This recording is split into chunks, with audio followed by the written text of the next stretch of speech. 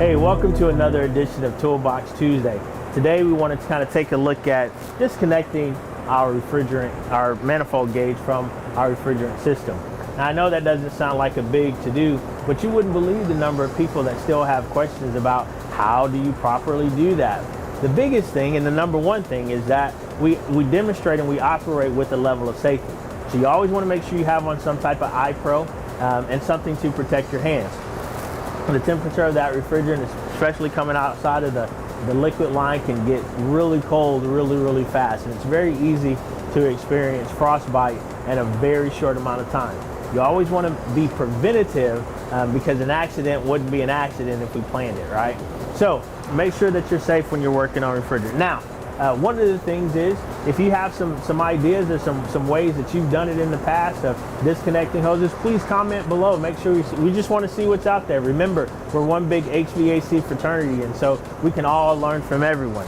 But here's some of the things that you can do to kind of make sure that you keep as much refrigerant in the system as possible. So one of the things that you want to do is, you have these low loss fittings and disconnects where we can kind of block off so that when we disconnect our hose, we're only going to have refrigerant from here to this point, instead of a big spray and a big mist when we pull our high side line or our liquid line off. So now that we've got everything hooked up, we're going to go ahead and pull all the refrigerant out of our lines and as much of it back into our system as we possibly can. We want to make sure we lose as little refrigerant as possible.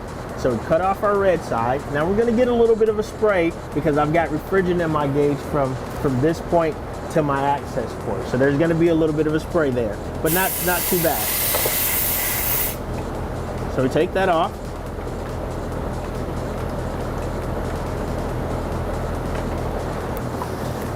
We're going to connect it back to our hose, to our manifold rather.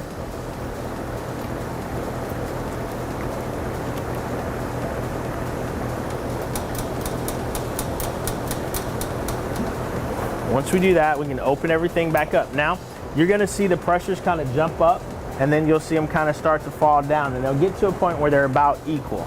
So we open everything back up, see them jump up a little bit, and then they'll start to fall. Now, once they start to fall, they'll get to where they're about equal. Now, once we get to that point, what we wanna do is we wanna come over here to our suction side and then close that off. Now we've only got just that little bit of vapor there in our line. So we can take that, we just get a little spray, and then we're done, okay? So that's one way to connect your hoses to minimize refrigerant loss in your system. Now we still got a little bit left in our gauges, but it's all vapor, and so that's a way that we can kind of make sure that we keep as much refrigerant in our system as possible and protect ourselves against that violent spray of ice cold refrigerant that could cause some type of frostbite. Go ahead and comment some of the products that you use, whether it be low loss fittings or shut off valves on your hoses.